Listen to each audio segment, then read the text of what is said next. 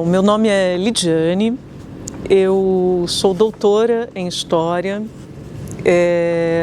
tirei meu doutorado em 2012 e desde então eu trabalho muito numa interface entre História e Sociologia. Eu comecei minha carreira no magistério público superior na Universidade Federal de São Carlos, a umas 4 horas de São Paulo, e desde 2023 sou professora da UFABC no curso de História e professora e fui coordenadora já do programa de pós-graduação em Ciências Humanas e Sociais.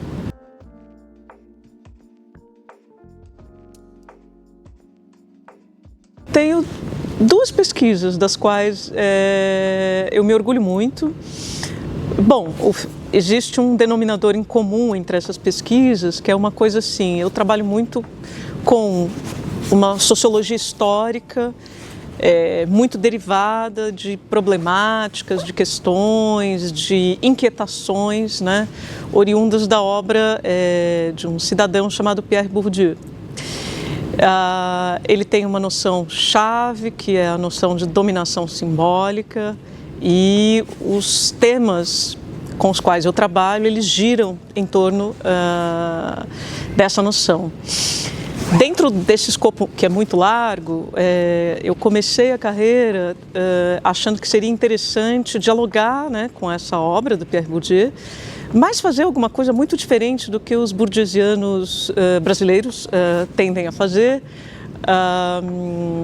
E então eu achei bacana fazer uma espécie de sociologia histórica da recepção da obra de um outro autor chamado Karl Marx no Brasil. Então, acho que uma primeira fase, né, da minha trajetória de pesquisa, eu investiguei muito leitores, editoras, traduções, controvérsias, disputas conceituais e, sobretudo, traduções nacionais para a tradição marxista. Quer dizer, a gente nunca é marxista do mesmo jeito em qualquer parte do mundo, um pouco essa era a ideia. E num segundo momento, a gente nunca é marxista do mesmo jeito em história, em sociologia, em filosofia, assim por diante. Então, uma pesquisa muito longa, de muito tempo e com muita coisa publicada é essa em torno do marxismo brasileiro, digamos assim. Mais recentemente eu comecei é uma pesquisa que deriva dessa, como tudo, né? A gente não começa do nada, mas ela é mais contemporânea, né? Ela se ocupa, a gente fala bastante de desigualdade, né? Desigualdade econômica, desigualdade social. Uma coisa menos investigada são as dimensões de desigualdade na cultura. Ora, a cultura não só resulta de desigualdades, como também reproduz desigualdades.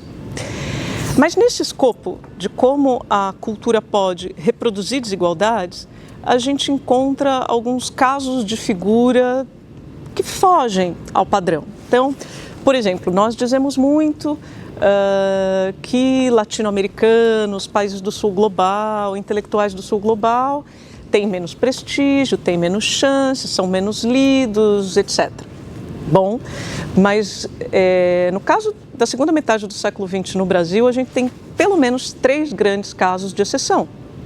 Fernando Henrique Cardoso é lido no mundo inteiro.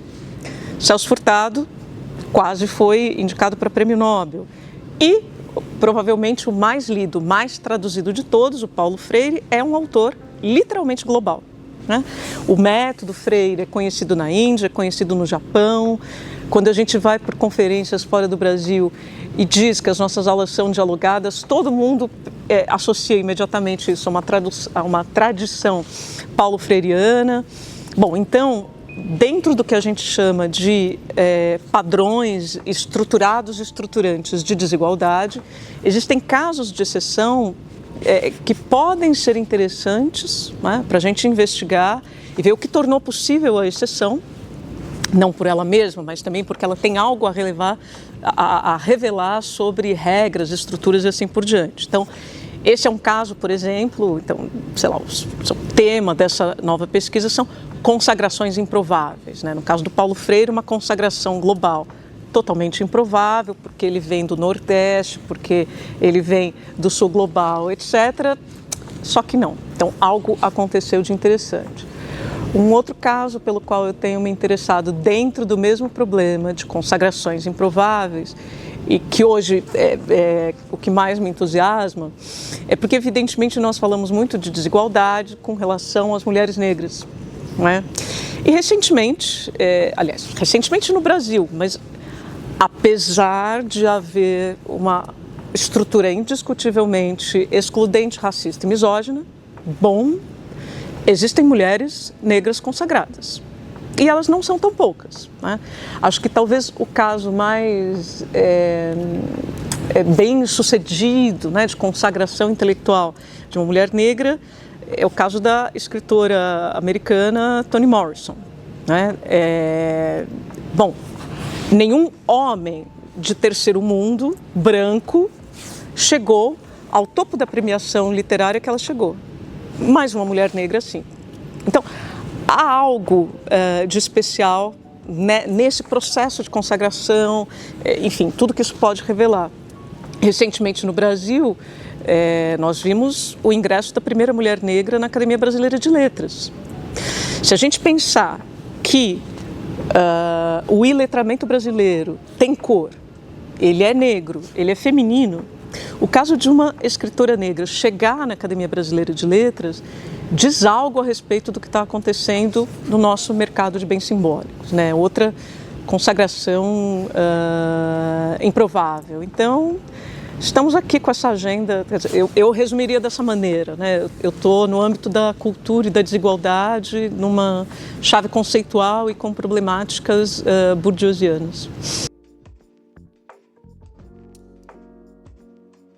Sim, eu vou comentar ao mesmo tempo, fazer algumas observações sobre o CHS e por que eu estou no CHS, né? Então, como eu disse, eu me doutorei em História, então eu tenho uma formação bastante sólida na área de História, mas pouco a pouco, o diálogo com outros colegas, a leitura da obra do Pierre Bourdieu, o fato de eu ter tido um mentor historiador muito presente e depois ele me encaminhar para um diálogo muito forte com o grupo do Sérgio Miceli, tudo isso me faz um serzinho um pouco híbrido em matéria de pesquisa, né? Então eu acho que uma coisa interessante e bonita no CHS é a interdisciplinaridade. Mas também acho que ela requer um pouco mais de reflexão das pessoas, né? Eu penso sobre a minha identidade, digamos, disciplinar há bastante tempo, porque eu fui, por muito tempo, colocada contra a parede pelos historiadores e pelos sociólogos, até conseguir, enfim, formular como essas duas disciplinas me auxiliam a formular problemas de pesquisa que, se eu fosse só historiadora, eu não formularia, e que se eu fosse só socióloga, dificilmente eu também formularia. Então, acho que eu cheguei aqui à minha modesta, é claro, equação para essas duas disciplinas. Eu acho que todo mundo no CHS, alunos e professores, devem se colocar essa questão. Acho que seria muito interessante os alunos colocando essa questão para os professores, né? Como que é a interdisciplinaridade nas pesquisas que você dirige, nas pesquisas que você encaminha, enfim. Acho que vale a pena pensar sobre isso.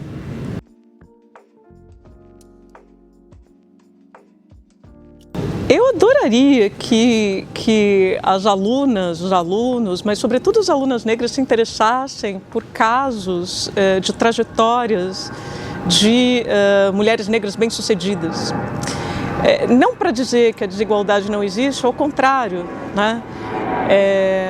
Eu realmente acredito que os casos que se apresentam como exceções às regras, né, são muito reveladores das regras, eles são reveladores também de caminhos mais complexos de reprodução da estrutura, né? Então, eu espero que esse assunto entusiasme as pessoas, a mim entusiasma muito.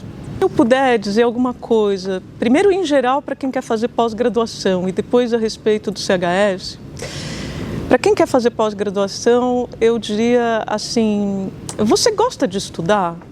Porque precisa gostar de estudar, né?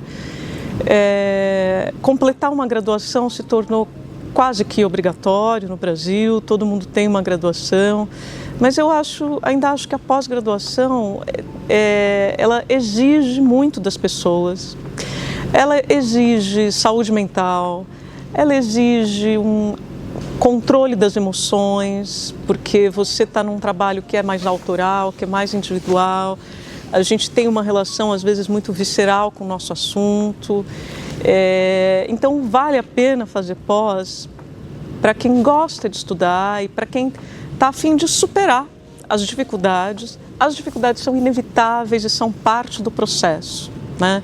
Então, eu não acho que nós devamos passar uma imagem idílica da pós-graduação, isso seria mentiroso, né? Eu acho que a gente tem que estimular uma força, uma energia e atrair pessoas que gostem de estudar, porque é o que os professores gostam de fazer. Eu abri vaga para orientação de mestrado, vaga para orientação de doutorado e aproveitamos para dizer que o processo seletivo está com o processo aberto, né? No CHS até o final do mês o edital de inscrição está aberto.